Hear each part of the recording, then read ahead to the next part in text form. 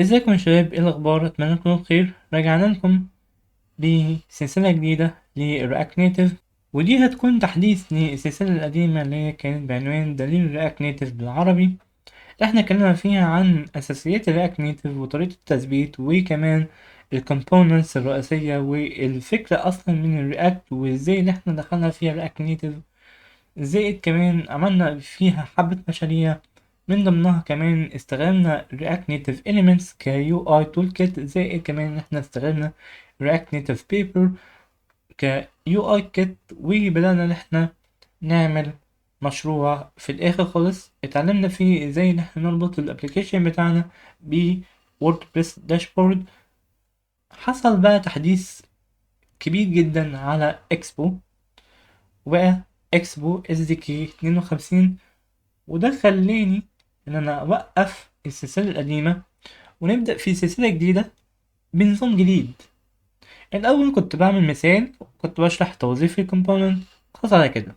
دلوقتي بقى احنا هنبدأ ان احنا نعمل مشاريع. المشاريع دي هتبدأ بان هي تكون صغيرة، بعد كده كل ما نقدم في الكومبوننتس واليوتيليتيز اللي بتقدمها لنا الاس دي كي جديد، كل ما المشاريع هتكبر.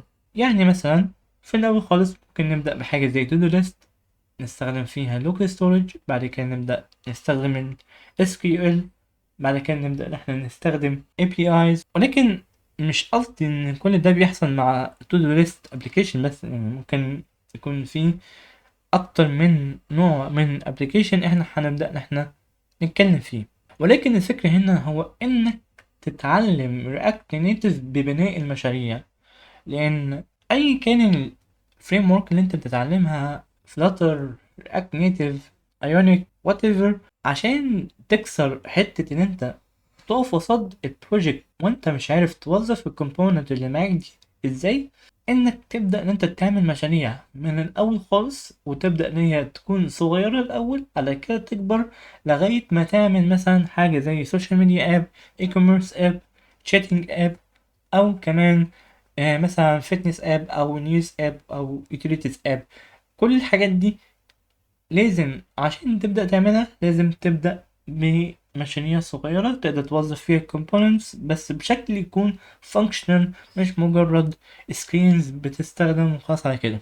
زائد كمان ان احنا في الاخر خالص هيكون عندنا ال UI kit الخاص بينا، وطول الكورس ده ممكن يحصل علينا كذا upgrade لإكسبو SDK.